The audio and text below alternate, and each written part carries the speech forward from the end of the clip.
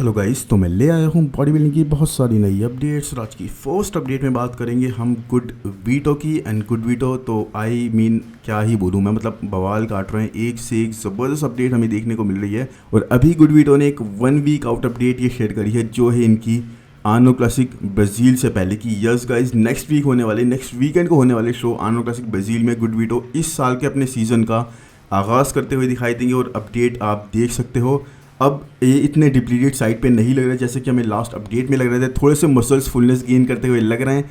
And he is dry guys, he is actually dry, but वो muscles देखो skin को फाड़ के निकलते हुए दिख रहे हैं। वास्कुलैरिटी बहुत ज़बरदस्त निकल के आती हुई दिख रही है। प्लस आप इनकी फिजिक में कोई भी कमी नहीं ढूंढ सकते guys. He is looking exceptional over here. Muscles देख लो, चाहे चेस्ट वगैरह को देख लो, आप आर्म्स देख लो, how massive they are being. मतलब कमाल गाइस, चेस्ट भी कहीं से लैक नहीं कर रहा। और लेग्स बहुत ही कंप्लीट फिजिक गाइस, बहुत ही ज़्यादा complete physique he is carrying at the moment.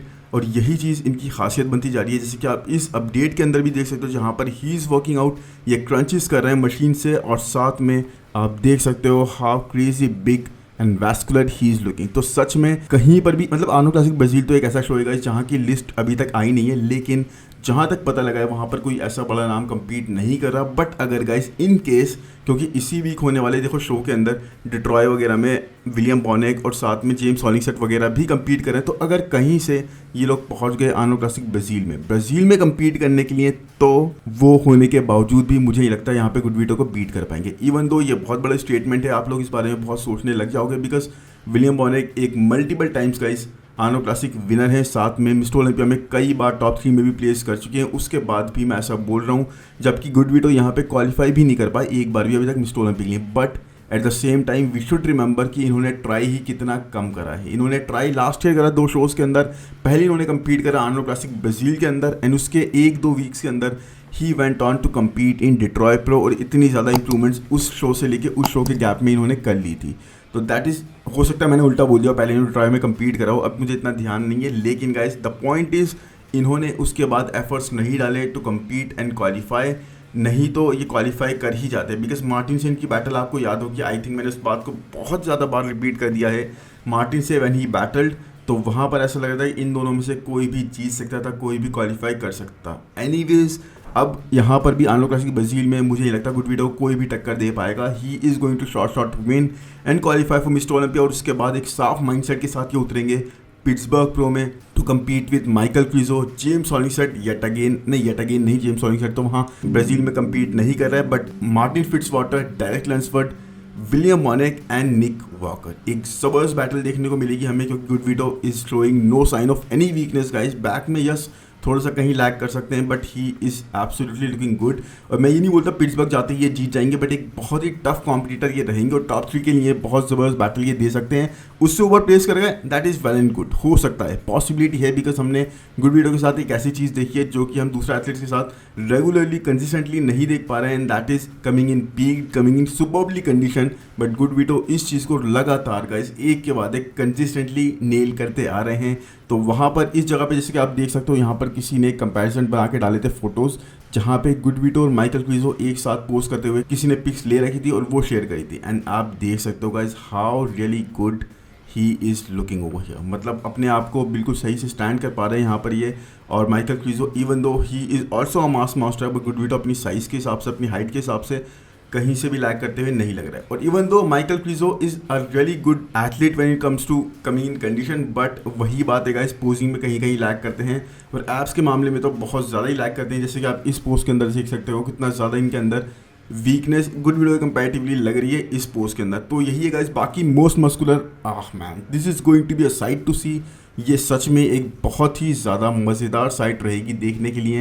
And I really feel कि ये पोस्ट जब लोग हिट करेंगे ना, मतलब ये दोनों और साथ में एक Nick Walker, that is going to be a really good movement. बहुत ज़्यादा स्पेशल मूवमेंट होगी बॉडी बिल्डिंग वर्ल्ड के लिए, बिकॉज सब ये चीज़ देखना चाहते हैं। अब मिस्टर ओलंपिया के स्टेज पर ये चीज़ हो या ना हो, बट यहाँ पर तो हमें देखने को मिलेगी। और जजिस जानबूझ के, जैसे कि आनो क्लासिक के टाइम पे जजिस ने, आपको याद होगा, बिग रैमी के बराबर में शॉन क्लाइडर को खड़ा करके पोस्ट जरूर करवाया था, to see the comparison, to make the world see what they actually wanted to see for a long time. तो वो चीज़ देखने के लिए जजिस इस बार भी ऑडियंस की एक डिमांड पूरी करते हुए यहाँ पर, चाहे ये लोग कहीं पे भी प्लेस हो रहे हो, आपस में बराबर में प्लेस ना हो रहे हो, चाहे कॉल आउट्स का हिस्सा ना रहें, बट एक साथ में जजेस मुझे जहाँ तक लगता है, जैसा मैं समझ पा रहा हूँ, माइकल क्रिजो, निक वॉकर और गुड वीटो, इन तीनों को मोस्ट मस्कुलर पोस्ट हिट करने ज़रूर बोलेंगे, और नहीं बोले तो वो बात अलग है। लेकिन जहाँ तक मुझे लग रहा है अभी तक, पास्ट को देखते हुए मैं प्रेजेंट को अगर या फ्यूचर को थोड़ा सा प्रेडिक्ट करने की, अज्यूम करने की, इमेजिन करने की कोशिश करूँ तो ये चीज़ होती हुई मुझे लग रही है। बाकी आप बताओ गाइस, आपके अकॉर्डिंग क्या आर्नो क्लासिक ब्राज़ील में आपको लग रहा है good veto can not qualify, या फिर कुछ हो सकता है कि उनको प्रॉब्लम आ जाए क्वालिफाई करने में, और पिट्सबर्ग प्रो उनका एकमात्र शो बचे जहाँ पर उनको कम्पीट करना हो, और इस बार ना सिर्फ कम्पीट करने के लिए बल्कि क्वालिफाई करने के लिए भी। और अगर ऐसा होता है तो पिट्सबर्ग प्रो में क्या आपको लगता है good veto can beat everyone, या फिर मैक्सिमम हाईएस्ट प्लेसिंग इनकी क्या होगी वहाँ पर? एनीवेज आप बताना कमेंट सेक्शन में। अब इसके बाद चलते हैं गाइस नेक्स्ट अपडेट पर, जो कि है होजे मैनुअल की। एंड होजे मैनुअल की ये अपडेट देख के आपका भी माइंड ब्लास्ट हो जाएगा, because he is looking absolutely incredible हो गई है गाइस। मतलब एक मैं मानता हूँ बहुत अच्छी लाइटिंग ये यूज़ कर रहे हैं, बहुत ज़्यादा इनकी फिजिक को कॉम्प्लीमेंट करती हुई लाइटिंग ये यूज़ कर रहे हैं, बट ये हमेशा ऐसे ही करते हैं, लेकिन स्टेज पर ये इस तरह से दिखाई भी देते हैं। अब देखो, अपना लास्ट ईयर इनका डेब्यू था मिस्टर ओलंपिया में क्लासिक डिवीजन में, उससे पहले ओपन डिवीजन में कम्पीट करते थे प्रो शोज वगैरह में। आई डोंट नो कभी ये प्रो शो से ओपन डिवीजन में क्वालिफाई हुए भी हैं या नहीं, मेरे हिसाब से तो नहीं हुए, but first time classic division में क्वालिफाई करके ये मिस्टर ओलंपिया में आए थे और अपने फर्स्ट अटैम्प्ट में ही टॉप 6 क्रैक कर दिया। And that is a very very big thing, because ठीक है कई एथलीट्स अपने पीक पर नहीं आए थे, I can totally agree with that, but at the same time guys हमें ये नहीं भूलना चाहिए कि lineup was very very strong, lineup was very very strong, जहाँ पे बहुत ही ज़्यादा तगड़ा कॉम्पिटिशन था, और उनको बीट करते हुए वहाँ पर ये टॉप 6 प्लेस कर गए अपने फर्स्ट अटैम्प्ट में ही। अब यहाँ पर आप देखो इनकी अपडेट्स, इस वक्त he is getting ready for Pittsburgh pro, 6.5 weeks out के हिसाब से इनकी अपडेट है। और बैक के मामले में तो भाई जैसे लास्ट ईयर तक एक क्वेश्चन था ना कि क्या इनकी बैक बियॉन्ड से अच्छी है या बियॉन्ड की इनसे तगड़ी है, उसको अब पूरी तरह से बंद कर दिया इन्होंने, बिकॉज बियॉन्ड अब एनी मोर क्लासिक डिवीजन में कम्पीट नहीं करेंगे। He is a part of 212 division now, and इसीलिए guys there is no question any more, undoubtedly अब ये इस डिवीजन के सबसे बेस्ट बैक कैरी करते हुए दिखाई देंगे क्लासिक डिवीजन में। एंड आप देख लो guys what kind of details with amazing density over here he is showing. Legs में भी देख लो आप, हैमस्ट्रिंग वगैरह, ग्लूट्स वगैरह में अभी से इनके ज़बरदस्त लाइन्स आ रही हैं, जो कि कई एथलीट्स के बिल्कुल 1 वीक आउट में भी नहीं दिखती, वो इनके अभी से 6.5 वीक्स आउट में ही इज़ लुकिंग पील गाइस। ये मेरे हिसाब से वक्त से पहले पील होके बैठे हैं। चेस्ट वगैरह भी देख लो कैसा पीकियल लग रहा है, and everywhere there is detail detail and only detail. तो मज़ा आने वाला है बहुत ज़बरदस्त कॉम्पिटिशन देखने को। वहाँ पर देखो इस शो के अंदर कम्पीट करेंगे क्लासिक डिवीजन की अगर बात करूँ पिट्सबर्ग में, तो 2 और एथलीट यानी कि Terrence Ruffin who is making a comeback. और अगर मैं उनकी फिजिक की बात करूँगा तो उनकी अपडेट्स आप लोग मेरे साथ बहुत ज़्यादा शेयर कर रहे हो, बिकॉज ही यस इस बारे में कोई डिनाइल वाली बात नहीं है, he is looking absolutely phenomenal guys. इनके इवन फ्रंट रिलैक्स पोज भी देखोगे आप तो वहाँ पर भी एक्सेप्शनली क्लासिक लग रहे हैं, इसमें कोई डाउट वाली बात नहीं है। और इसीलिए आप लोग शायद इतने ज़्यादा इनको रूट कर रहे हो कि भाई माइक सोमरफील्ड को ये बीट कर सकते हैं, जो कि है अगला नाम। Yes, Mike is another name जो यहाँ पर आर्नो की विक्ट्री के बाद में भी दोबारा से कम्पीट करने जा रहे हैं पिट्सबर्ग के अंदर, and he is also looking really really good. Mike तो आई डोंट नो मैन, क्या इनकी सारी डाइट वगैरह जो इतने सालों का वर्कआउट था ना, अपने कैप्शन में भी यही बोल रहे हैं, इतने सालों से जो मैं मेहनत कर रहा था वो एक साथ आके अब जुड़ती जा रही है, और मेरी फिजिक में उस तरह से वो रेप्लिकेट हो रही है, उस तरह से रिजल्ट दिखा रही है। और ये सच में गाइस एब्सोल्युटली अग्रीएबल बात है, because yes Mike is looking phenomenal. जैसे जैसे इनकी फिजिक हम देख रहे हैं ना, ही इज़ लुकिंग कंडीशन, कोई डिनाइल वाली बात नहीं है। साथ में इनकी फिजिक आप देखोगे, शेप देखोगे ना, crazy structure guys, crazy structure. And even though tennis ने बहुत ज़्यादा इंप्रूवमेंट्स करी हैं, लेकिन माइक अभी बहुत ज़्यादा आगे लग रहा है। माइक के कंपैरिजन में मुझे नहीं लग रहा है, बट बात वही है गाइस, सेकंड प्लेस के लिए अगर हम माइक को एक जीतता हुआ मान लें तो सेकंड प्लेस के लिए यहाँ पर हम होजे मैनुअल को देखेंगे या फिर टैरेंस रफिन को। इन दोनों में से हम किसको देखेंगे एज अ विनर, अब ये चीज़ आप लोग मुझे कमेंट सेक्शन में बताओगे। वैसे लोग ज़्यादातर रूट करेंगे टैरेंस रफिन को ही, मैं मानता हूँ, लेकिन होजे मैनुअल को कम नहीं आंक सकते guys. He is a phenomenal athlete, और ये चीज़ इनकी फिजिक आप यहाँ देखो ना, मतलब कहाँ से कमी लग रही है। He is looking absolutely classic as well. साथ में डिटेल्स गाइस क्रेजी लेवल की दिखा रहे हैं, मसल मास भी अच्छी होल्ड करते हैं, अच्छी पैक ऑन करते हैं, और बैक में तो आई थिंक सबसे स्ट्रॉन्ग यही है इस वक्त क्लासिक डिवीजन में। आई थिंक नहीं, मतलब इस बारे में कोई आर्ग्यूमेंट वाली बात ही नहीं है। एनीवेज अब इसके बाद चलिए नेक्स्ट अपडेट पे गाइस, तो वो है माइकल क्रिजो की। एंड माइकल क्रिजो का आपको पता ही है, देखो उनका शो इस सीज़न का सबसे पहला होने वाला है अब पिट्सबर्ग प्रो, जहाँ पर वो सब धुरंधरों से जिनके नाम मैं बार बार लेता हूँ उनसे बैटल करने वाले हैं। और यहाँ पर देखो इनकी अपडेट है लेग की, and his legs are looking crazy gigantic. मतलब इतने बिगर साइड पे लेग्स हमने माइकल क्रिजो के आई थिंक कभी नहीं देखे, या फिर ये मिरर का असर है, लेकिन सेपरेशन वगैरह, नालीनेस और श्रेडिड जो है ना, ये वो तो आपने देख लिया, इनकी रीसेंट अपडेट्स मैंने कवर करी, तो ही इज़ एब्सोल्युटली श्रेडिड, और सबसे ज़्यादा श्रेडिड है अभी इस लाइनअप पर जिससे भी कंपेयर कर रहे हैं।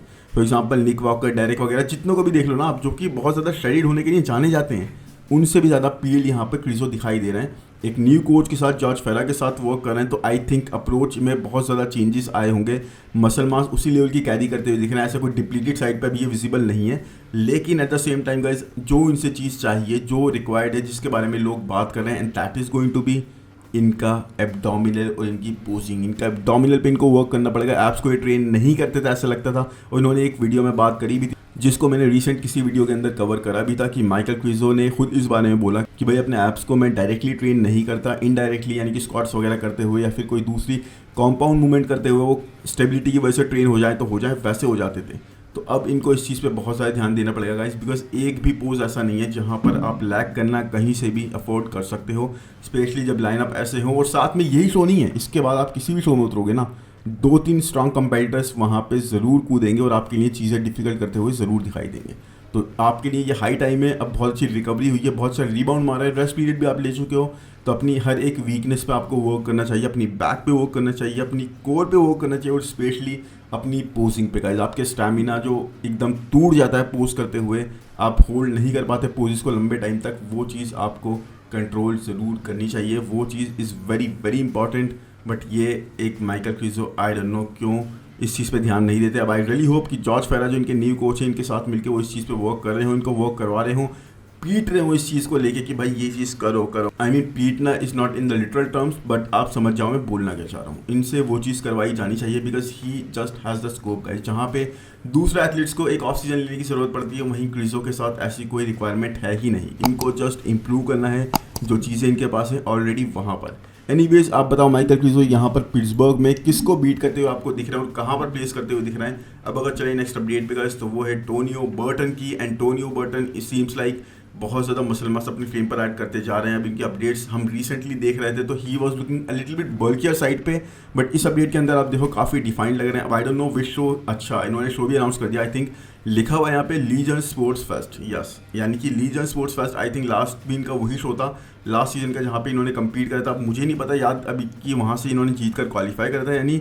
But Legion sports fest is the next show जहाँ पर ये कम्पीट करते हुए दिखेंगे और उसके लिए ही तैयारी करते हुए दिखाई दे रहे हैं। His shape is looking very very decent, muscle mass add कर ली गई है। But guys at the same time मैं ये भी बोलूँगा कि लास्ट ईयर के अपने वर्जन से ही इज़ लुकिंग बिगर, इसमें कोई डाउट की बात नहीं है, but he is not big enough अभी भी। यस, जिस तरह के फ्रीक्स हम देख रहे हैं ना 6, 7, 8 प्लेसिंग के लिए ऊपर के टॉप के, वैसे बिगर साइड पे नहीं है अभी। और भी इनको मसल मास चाहिए और ज़्यादा बिगर होना है, तभी जाके he can be super competitive, वरना मास का फैक्टर तो ओपन डिवीजन है, तो यहाँ पर प्ले ज़रूर अपना रोल करेगा ही करेगा।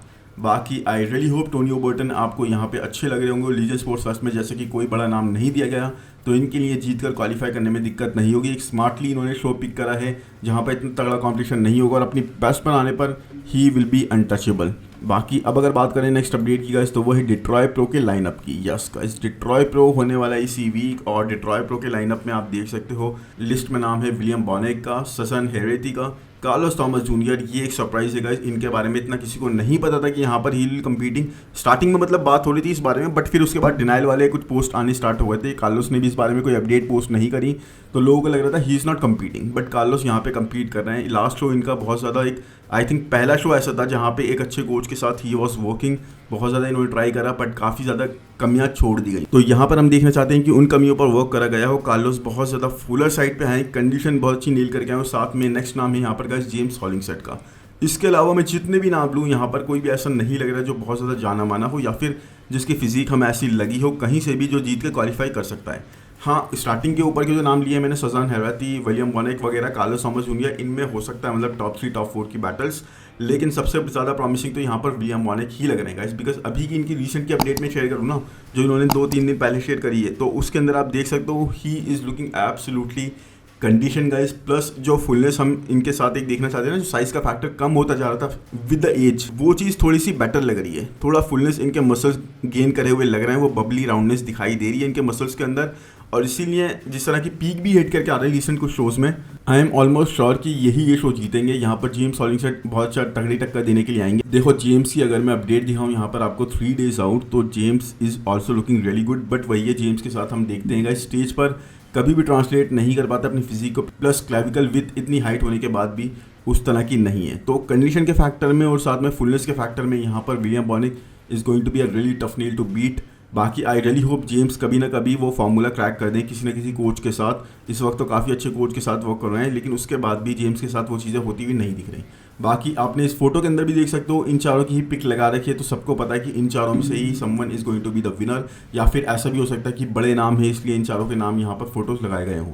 एनीवेज आप बताना यहाँ पर आपको क्या लगता है कि जेम्स जीत सकते हैं या फिर William Bonac is going to be clear cut winner और इस शो को जीत कर क्वालिफाई कर जाएंगे इस साल के मिस्टर ओलंपिया के लिए। वैसे विलियम बॉनिक बहुत ज़्यादा प्रॉमिसिंग लग रहे हैं। लास्ट ईयर अपने करियर को बिल्कुल एंड करने के मुकाम पे थे और इनको लग रहा था कि अब मैं और ज़्यादा कम्पीट नहीं करूँगा, बट जिस तरह से हर एक प्रो शो के अंदर ही कम्पीटेड एंड वन, या फिर वहाँ पर सेकंड प्लेस पर रनर अप एंड अप करा, उससे ज़्यादा इनकी प्लेसिंग नहीं गिरी। उसने काफ़ी इनको मोटिवेट करा, इंस्पायर करा और उसके बाद मिस्टर ओलंपिया में गए 7th प्लेस पर एंड अप करना, जब आपके बारे में सब इतना बुरा बुरा बोल रहे हो कि भाई आप टॉप 10 भी क्रैक नहीं कर पाओगे। That was a very big thing जिसने इनके कॉन्फिडेंस को बूस्ट करा, इनको बहुत ज़्यादा एक पॉजिटिविटी दिखाई और इनको ये प्रूव करा कि भाई हाँ आप सच में कुछ कर सकते हो। 7th प्लेस पर एंड अप करने के बाद उसके बाद ये कूदे आर्नो क्लासिक में, वहाँ पर भी काफ़ी अच्छे फ्रेम के साथ दिखाई दी और यहाँ पर डिट्रॉय के अंदर तो आई रियली बिलीव ये क्वालिफाई कर ही जाएंगे। बाकी आई रियली होप गाइज ये वीडियो आपको पसंद आया होगा, पसंद आया तो प्लीज़ लाइक कर दो यार, चैनल को सब्सक्राइब कर दो, 20,000 पहुँचाओ भाई, बहुत स्लो चल रहे हैं हम और इसमें मेरी गलती नहीं है, आप लोग स्लो हो रहे हो भाई। सब्सक्राइब करके देखो ना, देख रहे हो आप लोग वीडियो पर सब्सक्राइब नहीं कर रहे तो फिर that is a very bad thing. बाकी कमेंट सेक्शन में ज़रूर बताओ कि अपडेट्स कैसी लगी और किसकी अपडेट्स कवर करते हो आप मुझे देखना चाहते हो। अपडेट्स बहुत अच्छी अच्छी आ रही है गाइस, आप लोग शेयर करते भी हो इंस्टाग्राम पर, बट जोर दो भाई कि इसको कवर करो, इसको कवर करो, तो मैं कवर करूँगा। एंड आई रियली होप इसके बाद हम जल्दी मिलेंगे नेक्स्ट वीडियो में। Thank you, bye bye.